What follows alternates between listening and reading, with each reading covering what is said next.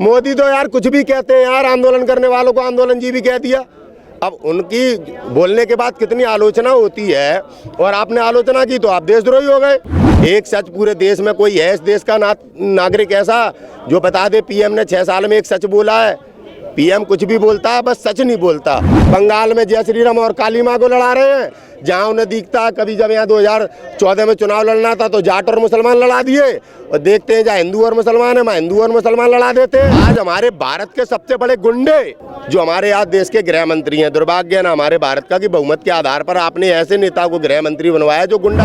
अगर हमारे उत्तर प्रदेश में आके एक जिले में अगर विधायकी जिता दे किसी आदमी को अपने दम पे, तो जिंदगी भर गुलामी करेंगे उसकी, बैलेट पेपर पे चुनाव करवा ले अमित शाह। आज आंदोलन के तकरीबन 80वां दिन है, आज 80 दिन हो जाएंगे आंदोलन को, और इस आंदोलन में लगातार अगर किसानों की शहादत की बात की जाए तो 210 से ज़्यादा किसानों की शहादत हो गई, लेकिन प्रधानमंत्री जी ने इस शहादत पर कभी अपनी चुप्पी नहीं तोड़ी। प्रधानमंत्री जी हमें किसान मानते ही नहीं है शुरू से ही, कभी आतंकवादी, कभी खालिस्तानी, कभी कुछ। उन्होंने हमारा कभी सम्मान ही नहीं किया उन्होंने किसान को। वो तो एक मंच पे जब वोट मांगते हैं ना तब सम्मान करते हैं, आज तक उन्होंने एक ट्वीट भी नहीं किया। और वैसे विदेश में भी ट्रंप को कुछ हो जाए तो ट्वीट, अंबानी जी के यहाँ बच्चा हुआ तो खिलाने पहुँच गए। लेकिन जिसे अन्नदाता कहते हैं, जैसे भगवान मानते थे राजनाथ सिंह, आज देख लो आपके सामने, देशवासियों के सामने है सब कुछ। हर तरह से किसानों को उनके हक नहीं देना चाहते। जो काला कानून बनाया है उस काले कानून को अपनी ताकत के बिना पर देश के किसानों पर थोपना चाहते हैं। पूरी सख्ती लगा रहे हैं, किसानों को किस प्रकार से तोड़ने का प्रयास कर रहे हैं।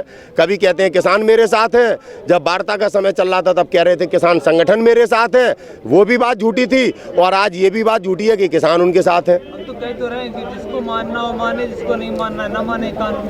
ऐसा थोड़ी होता है कि कानून जिसको मानना नहीं मानना, कानून तो यार सबके लिए होता है, मानना पड़ेगा। मोदी तो यार कुछ भी कहते हैं यार, आंदोलन करने वालों को आंदोलन जी भी कह दिया। अब उनकी बोलने के बाद कितनी आलोचना होती है, और आपने आलोचना की तो आप देशद्रोही हो गए। मोदी है भाई, मोदी कुछ भी कर सकता है और कुछ भी बोल सकता है। अब उन्होंने फर्क भी बताया भाई, आंदोलनकारी और आंदोलनजीवी में फर्क होता है, इसे देश की जनता को समझना चाहिए। अरे उन्हें कुछ फर्क मालूम होते तो आज देश की जीडीपी कहीं और होती, माइनस में आई समझ में। उन्हें फर्क मालूम होते तो 5 ट्रिलियन अर्थव्यवस्था का जुमला दिया करते थे, गड्ढे में देश पहुंचा दिया। भारत की रेलवे उनकी आत्मा से जुड़ी थी, उन्होंने अपनी आत्मा बेच दी। क्या फर्क गिने यार इस आदमी के, कभी सच नहीं बोला, फर्क कैसे समझा देगा आदमी? एक सच पूरे देश में कोई है इस देश का नागरिक ऐसा जो बता दे पीएम ने 6 साल में एक सच बोला है? पीएम कुछ भी बोलता है, बस सच नहीं बोलता। ये मैं लिखित दे सकता हूँ। बंगाल में तो ऑफर दे रहे हो क्या चीज का? किसानों को। अरे यार ऑफर तो 2 करोड़ रोजगार के भी दिए थे, ऑफर तो गरीबों को 15 लाख रुपए के भी दिए थे, ऑफर दिए थे उनने गांव वालों को, शहर वालों को स्मार्ट सिटियां बना देंगे, ऑफर दिया था बुलेट ट्रेन चला देंगे। अबे कुछ भी बोलता है भाई, सच नहीं बोलता अगला, कुछ भी बोलता है, सच नहीं बोलता। इस बात को समझो, कैसे समझाऊं? मेरे देश का प्रधानमंत्री झूठा है यार, शर्म आती है हमें। दुनिया में वो भारत जिसने सभ्यता संस्कृति का जो जन्मदाता हो, उस भारत का प्रधानमंत्री झूठा है। अगर सच बोलो तो देशद्रोही कहा जाता है, दुर्भाग्य है, क्योंकि मोदी देश का प्रधानमंत्री है। सच बोलना पाप हो गया, कहते हैं जय श्री राम अगले लोग। बताओ क्या करोगे? जय श्री राम, और जो सच बोले वो देशद्रोही। बंगाल की चुनाव में मैंने बात की, बंगाल में जय श्री राम बोलने वाले और काली माता की नारे लगाने वालों के बीच भी भिड़ंत है। जब ऐसे लोग देश की सत्ता पे बैठे होंगे जो कभी सच ना बोले तो ऐसा ही होगा। बंगाल में जय श्री राम और काली माँ को लड़ा रहे हैं, जहाँ उन्हें दिखता है। कभी जब यहाँ 2014 में चुनाव लड़ना था तो जाट और मुसलमान लड़ा दिए, और देखते हैं जहाँ हिंदू और मुसलमान है वहाँ हिंदू और मुसलमान लड़ा देते हैं। अब किसान आंदोलन को पहले कुचलने के लिए सिख और हिंदू को लड़ाने का प्रयास किया था। इनका काम ही यही है कि इनको तोड़ो और फिर इनको मारो और फिर शासन करो।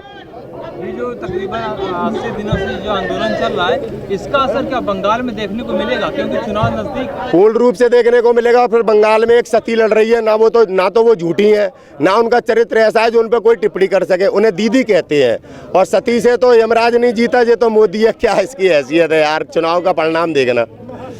जब से पीछे पहले अगर बात की जाए तो वहाँ पर कांग्रेस और लेफ्ट रहा करती थी, और फिर उसके बाद लेफ्ट और कांग्रेस का खात्मा हुआ तो दीदी आ गई। दीदी के आने के बाद बीजेपी का वहाँ पर वर्चस्व बढ़ा है। कोई किसी का भी वर्चस्व बढ़ा हो, आज है बंगाल के मान सम्मान की लड़ाई और एक महिला की सच्चाई की लड़ाई है। आज इस समय वहाँ पे चुनाव ये मूड पे है। आज हमारे भारत के सबसे बड़े गुंडे जो हमारे आज देश के गृह मंत्री हैं, दुर्भाग्य है ना हमारे भारत का कि बहुमत के आधार पर आपने ऐसे नेता को गृह मंत्री बनवाया जो गुंडा था। तमाम भारतीय जनता पार्टी में नेता हैं, उन्हें नहीं बनाया गृह मंत्री, ठीक है। ऐसे व्यक्ति को बनाया जिसे अदालत ने तड़ी पार करा हो।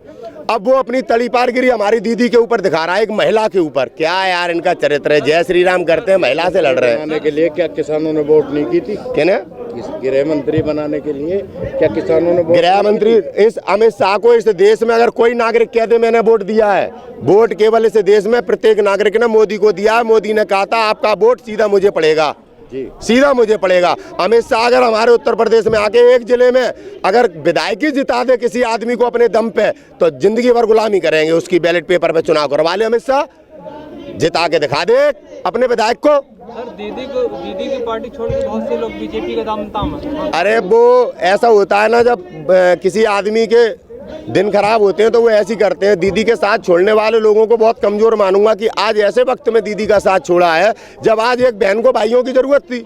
भाइयों ने घुटने टेक दिए गुंडों के सामने। मुझे तो गर्व है कि मेरे भारत में एक ऐसी महिला है जिस महिला ने इन गुंडों के आगे आज तक घुटने नहीं टेके, और वो आज लड़ रही है बंगाल में।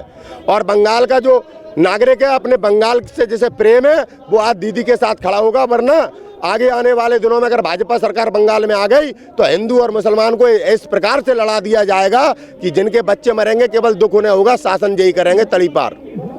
ये बंगाल के नागरिकों को तय करना है कि आपको भारत बचाना है, बंगाल भी बचाना है, बंगाल भी बचाना है। 18 तारीख को रेल जाम का ऐलान, इसमें आपका क्या कहना है? जब हमारे किसान नेताओं ने रेल जाम का ऐलान किया तो जाम होगा, कोई रोक ही नहीं सकता, कोई रोक ही नहीं सकता। वो तो हम पहले रेल ही जाम किया करते थे, सड़कों पे नहीं आते थे। कहाँ करेंगे? जहाँ जहाँ राकेश टिकैत जी बोलेंगे और जो 40 संगठन है वो जैसा फैसला करेंगे। अभी आ रहे राकेश टिकैत जी, उस बारे में बताएंगे, आप लोग पूछना। ये रेल रोको अभियान जो 18 तारीख को किया गया, इससे पहले 6 फरवरी को आपने चक्का जाम का भी आह्वान किया था, लेकिन 3 राज्यों में आप पीछे हट गए थे, उत्तर प्रदेश, उत्तराखंड और दिल्ली। कहीं ऐसा तो नहीं वक्त आने पर वहाँ पे कदम पीछे हट जाए? हमारे नेता हैं, सामने वाले बड़े साजिश करता हैं, उनकी साजिशों का अगर पता लगेगा तो वो जैसा डिसीजन लेंगे हमें मालूम है, हमारे आंदोलन को बचाने के लिए लेंगे। उस समय जो 3 राज्यों में आपने बोला जो डिसीजन लिया गया, वहाँ पे संभावना थी कि संघ के लोग किसी प्रकार की हिंसा फैला सकते हैं, तो स्टैंड लेना पड़ा।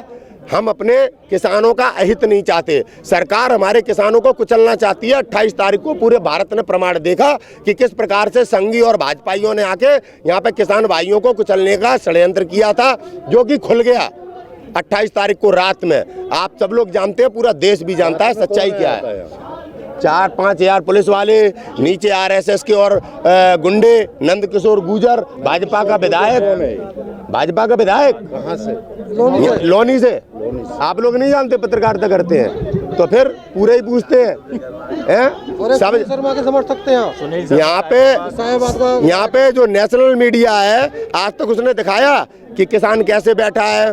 किसान ने जो 26 जनवरी को परेड निकाली थी, कितनी भव्य परेड निकाली थी, कितने ट्रैक्टर थे। केवल मीडिया ने वो दिखाया जिससे किसान को बदनाम किया जाए, किसान को बदनाम किया जाए। देश को समझना पड़ेगा, ये लड़ाई प्रत्येक भारत के नागरिक की लड़ाई है, ये रोटी की लड़ाई है। अगर आज देश में अपराधी कोई है तो वो इसलिए है क्योंकि उसे अपने बच्चों का पेट पालना है। अगर रोटी तिजोरी में चली गई तो किस आधार पर हम और आप लोग आ जाएंगे, समझना पड़ेगा। टिकैत साहब ने कहा है कि गुजरात के अंदर केंद्र का जो कब्जा है उससे आज़ादी दिलानी है। क्या लगता है वहाँ चुनाव लड़ने जाएंगे क्या? चुनाव लड़ने नहीं जाएंगे, हम आंदोलनकारी हैं। वहाँ पे जो लोग हैं, जो लोग आज डर के कारण घर से बाहर नहीं निकलते हैं, उनमें हिम्मत पैदा करेंगे। आज गुजरात वो प्रदेश है भारत का इकलौता जो उद्योगपतियों के हाथों गुलाम है। वहाँ नागरिक भारतीय जनता पार्टी के खिलाफ नहीं बोल सकता, बोल दिया तो गया काम से, राम राम सत्य है। इस प्रकार का माहौल बना रखा है। आप देखिए, एक आतंकवादी जिसने देश में बम फोड़े वो संसद में बैठी है, और एक IPS अधिकारी संजीव भट्ट आज वो जेल काट रहा है। क्यों? क्योंकि संविधान के नौकर जिन्हें हम पुलिस कहते हैं आज वो नेताओं के नौकर बन गए हैं। आज इतना परिवर्तन आ गया मोदी सरकार के आने से। आज एक आईपीएस अपनी महत्वपूर्ण भूमिका भूल चुका है।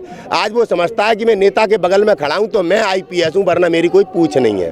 किस प्रकार से संविधान को कुचला जा रहा है ये देश में लोगों को समझना पड़ेगा। तभी कल सुप्रीम कोर्ट का घेराव किया है वकीलों ने। न्यायपालिका के ऊपर अब वकील भी सवाल उंगली उठा रहे हैं, रिटायर्ड जज भी। देखो 12 जनवरी 2018 को सुप्रीम कोर्ट के 4 मजिस्ट्रेटों ने प्रेस कॉन्फ्रेंस करके देश को बताया था आपके भारत का लोकतंत्र और संविधान खतरे में है। आपके मीडिया ने नहीं दिखाया, परिणाम देश भुगत रहा है। कभी पुलवामा होता है, अब बालाकोट की 3 दिन पहले मालूम है अर्नब गोस्वामी को। कौन है गद्दार?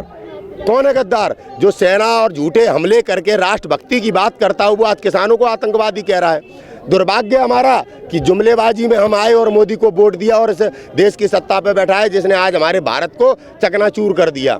हमारी जीडीपी कितनी गिर गई, बेरोजगारी कितनी हो गई, किसान कितनी आत्महत्या कर रहा है, नौजवान भी आत्महत्या कर रहा है, आरटीआई का अधिकार छीन लिया। टोटल हमें गुलाम बनाने का कार्य कर रहे हैं आपके मोदी जी। और ये बिल जो इन्होंने बनाया है किसानों के ऊपर, अगर ये बिल इस देश में लागू हो गया, आगे आने वाले 6 सालों में हम पूर्ण रूप से गुलाम बन जाएंगे। हमारे पास कोई भी अधिकार नहीं होगा। इन बिलों का नुकसान क्या होगा? इन बिलों से नुकसान है, भंडारण होगा जी, उससे क्या होगा? भंडारण से कुछ नहीं होता साहब। भंडारण से गरीब लोग, उनमें त्राही मच जाएगी। जो लोग मजदूरी करके आज रोटी खाते हैं, शाम को मजदूरों के अधिकार पहले ही छीन लिए हैं उनके, और समझ लो कैसे दिन आने वाले हैं। ठीक है, भंडारण होगा, आलू का भी भंडारण होगा, टमाटर का भी। इन पे अभी पाबंदियां थी, लेकिन उद्योगपतियों के हाथ में देने में खोल दी गई सब। आप कुछ भी करो, कितने भी रेट का बेचो। ये है इस काले कानून की बहुत बड़ी चीजें जो गरीबों को मार देंगी। और दूसरा, हम कॉन्ट्रैक्ट कर लेंगे, हमारी कॉन्ट्रैक्ट करने के बाद जमीनों पे ये पैसा भी ले सकते हैं।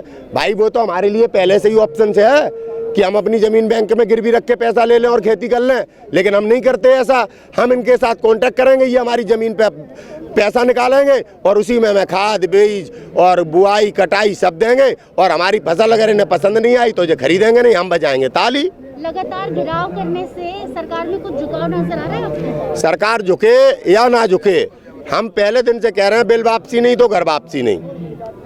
लेकिन अमित शाह का तो कहना है कि अभी 60 साल और राज करेंगे। कोई बात नहीं, अमित शाह सपने तो बहुत लोग देखते हैं, सपने बहुत लोग देखते हैं, हर एक के पूरे होते हैं। मुंगेरी लाल के सपने देख रहा है, देख लेने दो। अगर इनके 60 साल करने के शासन करने के कर्म होते तो आज हम यहाँ खड़े होते। 65 साल शासन किया कांग्रेसियों ने, कब हमारे अधिकार छीने? उन्होंने ही हमें आरटीआई दी, उन्होंने हमें सब अधिकार दिए कि हम सवाल पूछ सकें। इनसे तो सवाल पूछने पे देशद्रोही बन जाते हैं। जे 60 साल शासन करेंगे, इनके तो पैर दिखाई देगा यार देशवासियों को कि हिंदुत्व के नाम पे ठग लिया देश, हिंदुत्व के नाम पे लूट लिया देश। आज वास्तविकता हम देशद्रोही नहीं है, हम अपने भारत के साथ गद्दारी नहीं कर सकते किसी राजनीतिक पार्टी के मुंह में या मोदी के मुंह में या योगी के मुंह में। इनसे हमारा क्या लेना देना? हमारा भारत सुरक्षित है तो हमारा देश सुरक्षित है, हमारे बच्चे सुरक्षित है, हमारी आगे आने वाली पीढ़ियां सुरक्षित है। इनने तो सब कुछ तबाह कर दिया, कुछ नहीं बचा हमारे हाथ में। कहाँ रोजगार करें, सब प्राइवेटीकरण कर दिया। पहले भारतीय रेलवे थी, हमारी रेलवे थी, आज अंबानी अडानी की बन गई। ऐसी ये बिल, आज जो हमारी जमीन है, कल बड़ी बड़ी जमीनों पर 1-1 लाख बीघा के बाउंड्रियां होंगी, अंबानी अडानी लिखी होगी आगे आने वाले दिनों में। जैसे रेलवे पे अंबानी अडानी लिख गया, तो ऐसा हम नहीं होने देंगे।